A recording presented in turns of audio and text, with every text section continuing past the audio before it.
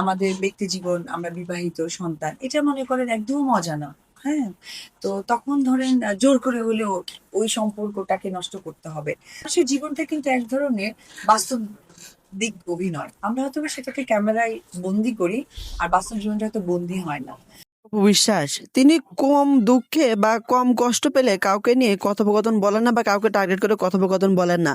হঠাৎ করেই তার একটা লাইভ সাক্ষাৎকার কিন্তু ইতিমধ্যে ভাইরাল হয়ে গেছে, যেটা আপনার ভিডিও শুরুতে আংশিক কিছু তথ্য শুনলেন। তবে এই তথ্যের পিছনে বেশ বড় সড় একটা কারণ রয়েছে। আমরা প্রত্যেকে ইতিমধ্যে জেনে গেছি মেগাস্টার শাকিব খানের দ্বিতীয় স্ত্রী শবনম বুবলী দ্বিতীয়বার বাচ্চার মা হতে চলেছে। আর এই বিষয়টা নিয়ে নেট দুনিয়ায় কিন্তু বিভিন্ন সমালোচনা শুরু হয়ে গেছে। আর সেই বিষয়টা নিয়ে অপু বিশ্বাস কি কথোপকথন বললেন, চলুন বিস্তারিত আমরা সম্পূর্ণটা দেখে আসি। সবাই মিলে একসাথে দাঁড়িয়ে আমার দাদা ফ্যামিলির লোকজন অনেক বেশি ছিল। তখন হয়তো বা এরকম ভক্ত অনুরাগী সহকর্মী সহপাঠী এরকম কেউ ছিলেন না, বাট আমার পরিবারের ম্যাক্সিমাম লোক মিলে আমরা কেক কাটতাম। আর মজার বিষয় ছিল কি, আগে বার্থডেতে কিন্তু আমরা আমাদের বাড়িতে যেটা খাওয়ানো হতো চানাচুর, কলা, পেটিস, মিষ্টি, এটা খুব মজা লাগতো। হ্যাঁ, তো এখন যেটা হয় যে এখন পোলাও করা হয়, হয়তো বা রোস্ট টোস্ট করা হয়।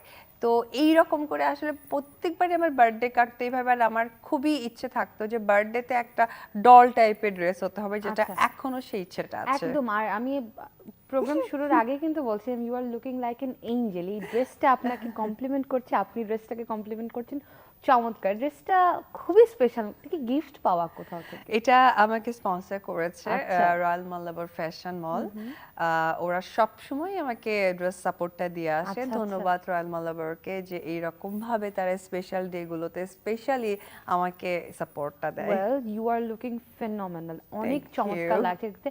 আপনি সবসময় অসম্ভব সুন্দরী এবং বাংলাদেশের ফিল্ম ইন্ডাস্ট্রিতে you are the brightest star.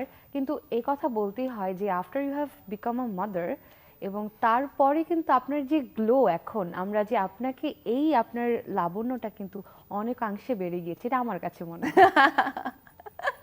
আচ্ছা, ছোটবেলায় যেহেতু গিয়েছি, ছোটবেলায় আরেকটু জানতে চাই। 16 বছর বয়সে আপনি সিনেমায় এসেছেন, তার আগে সেই সাধারণ জীবনটা, সেটা সম্পর্কে জানতে চাই। বগুড়ার মেয়ে। স্কুলে যেহেতু তখন পড়তাম, স্কুলে যেটা হতো খুব মিস করি, নিজের হাতে বান্ধবীরা অনেক গিফট কার্ড বানাতো আমার বার্থডে উপলক্ষে। তারপরে তারা নিজের হাতে কিছু জিনিস বানাতো, হয়তো বা অনেকে সেলাই জানতো, সেলাইয়ের মাধ্যমে কিছু। তারপরে বিশেষ করে যেটা অনেক অনেক অনেক বেশি মিস করা হয়, অনেক সময় আমাদেরকে ফ্লাওয়ার বাস দেয় না, তো ওই রকম হতো কি বাড়িতে তো বাবা কাকাদেরকে হয়তো অনেকে ফ্লাওয়ার বাস দিত। তো ফ্লাওয়ার বাস তো আলটিমেটলি ফুলটা 2-3 দিন পর শুকিয়ে যায়, তখন ফেলে দিতে হয়। কিন্তু ওই বাসটা তো থেকে যায়, ওটা হচ্ছে কাঠের, মানে সরি বাঁশের থাকে। তো আমার বান্ধবীরা ওরা করতো কি, আমি এটা খুব পছন্দ করতাম, বাজার থেকে মোম কিনে এনে ওটা জাল দিয়ে ওটাকে ভরে একটা শোপিসের মতো হতো, অ্যান্ড ওটার উপরে অভ্র দিয়ে দিত। দিয়ে অনেকে আমার নাম লিখতো কাঁচা অবস্থায়, অপু এইভাবে এইভাবে যেভাবে উইশেস দিতে চায়। তো এই যে বান্ধবীদের ছোট ছোট ভালোবাসা, ছোট ছোট ক্রিয়েটিভ, এটার জন্য কিনতে হতো না, কিন্তু এটার মতো অনেক ভালোবাসা লুকিয়ে থাকতো। এই বার্থডে গিফটগুলো আসলে অনেক বেশি মিস করি। চমৎকার। সেই সাধারণ জীবন থেকে, এত সূক্ষ্ম সূক্ষ্ম জিনিস থেকে যে ভালোবাসা পাও, সেখান থেকে এত স্টারডম, এই জীবনটাতে প্রথম স্টেপ আপটা ছিল কাল সকালে আমজাদ হোসেনের ছবি এবং ইমপ্রেস টেলিফিল্মের। আমি একটু পর্দায় চোখ রাখি, তারপর এটা সম্পর্কে শুনতে চাই।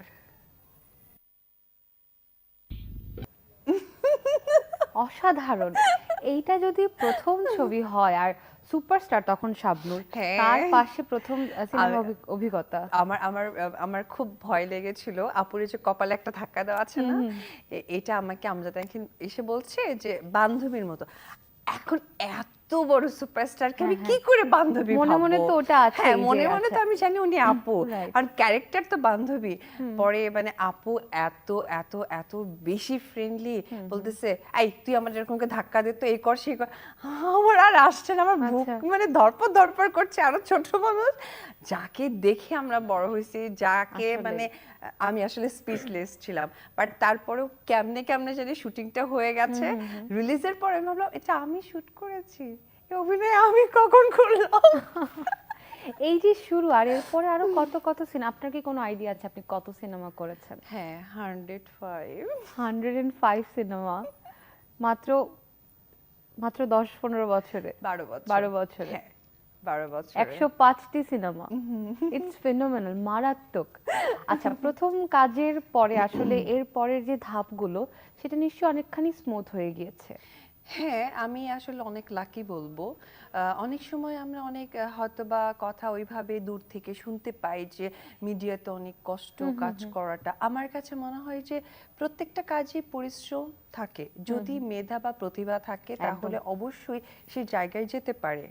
আর আমি বলতে চাই যে প্রত্যেকটা মানুষের অনেক বেশি ডেডিকেটেড হওয়া দরকার কাজের প্রতি, যে যার জায়গায় আছেন।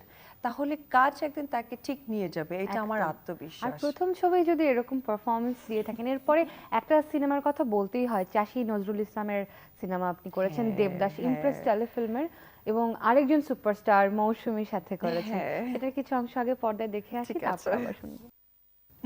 কি চমৎকার! আচ্ছা, আমার খুব জানতে ইচ্ছে করে যে এত বিশেষ করে দেবদাস সিনেমায় অনেক ডায়লগ গুলো কিন্তু অনেক কঠিন আর অনেক বড় বড় ডায়লগ, আপনারা কিভাবে মনে রাখেন? আপনার সুপারস্টারের কাছ থেকে জানতে ইচ্ছে করে।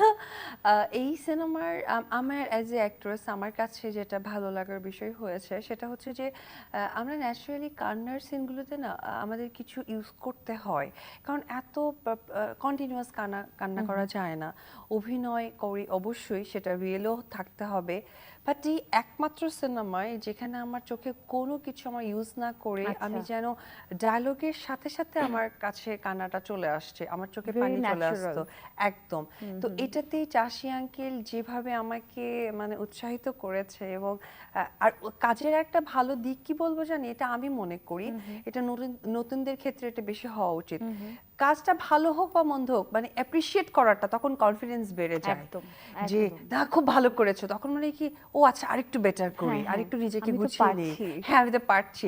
যদিও হয়তো বা এদিক সেদিক হয়ে যায়, কিন্তু ওই যে চেয়ার আপ করাটা, তাতে করে কনফিডেন্সটা আরো অনেক বেশি বেড়ে যায়। একদম। তো যেটা চাষি আঙ্কেল আমাকে করতে গিয়ে আমি আলটিমেটলি প্রপার করতে পেরেছি, আই থিংক, একদম। আমি জানি না। একদম, না না না, এটা তো কোনো প্রশ্নই নেই। সেখান থেকে আপনি অপু বিশ্বাস, এবং বাংলাদেশে এক নামে, হয়তোবা চেহারায় এবং নাম দুটোই কিন্তু আলাদা আলাদা ভাবে আপনাকে এক নামে সবাই চেনে। এবং অপু বিশ্বাস কিন্তু at the end of the day বাসায় গিয়ে একজন মা, এবং বাসায় গিয়ে একজন মানুষ। বাসার জয়ের সাথে জীবনটা সম্পর্কে শুনতে চাই, কেমন কাটছে জীবন? বিগত 3 বছর তো লাইক ও আমার সন্তান ছিল, কিন্তু আমার সাথে অ্যাটাচমেন্ট একটু দূরে ছিল, আচ্ছা। কারণ সে তার গ্র্যান্ড মমকে পেয়েছিল। তো ওটা তো গ্র্যান্ড মমের বেবি ছিল। Right. তো এখন কিছুটা ওকে আমার সময় দিতে হয়, কারণ এখন ও অনেকটা বড় হয়ে যাচ্ছে। ওর আমার মধ্যে যেটা হচ্ছে কি, we are very good friend. Right. আর আমি যাওয়ার পর আসলে আমারও বয়স তখন 5 বছর হয়ে যায়, ওর সাথে আমাকে খেলতে হয়, সবকিছু খেলি। কারণ ওর তো আসলে খেলার সঙ্গীটা লাস্ট প্যান্ডেমিকে তো খুব একটা বাচ্চাদেরকে ওইভাবে আমরা নিই না, ইভেন তো এখন এমন হয়ে গেছে ভয়ও বের করা হয় না। তো বাসার লাইফটা হচ্ছে আমার 5 বছরের উপবিশ্বাস। আচ্ছা, আমি একদমই